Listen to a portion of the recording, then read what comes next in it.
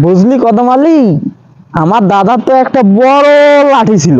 এত বড় লাঠি, দাদাই ওই লাঠিটা দিয়ে আকাশের তারাগুলাকে ঘুতাইতো। আরে কস কি, এত বড় লাঠি? আরে হ্যাঁ, মাঝে মাঝে কি করতো জানিস? কি? আকাশের তারাগুলাকে কি করতো জানিস? একবারে লাড়াচাড়া দিত, একটাকে আর জায়গায় লিখে দিত। আরে জানিস, আমার দাদারও একটা জিনিস ছিল। তাই নাকি? কি ওইটা? আমার দাদার এত বড় একটা গরুর খামার ছিল।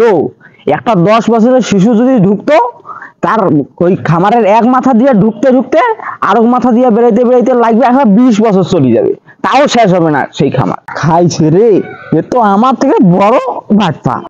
কি রে, কি ভাবতেছস? না কিছু না। আচ্ছা, আমার একটা কথা। কি? তোর দাদার এত বড় খামার ছিল, এটা বানাইছে কি দিয়া? এত বড় বাঁশ পাইলো কই? ওই যে তোর দাদার বড় লাঠিটা দিয়ে।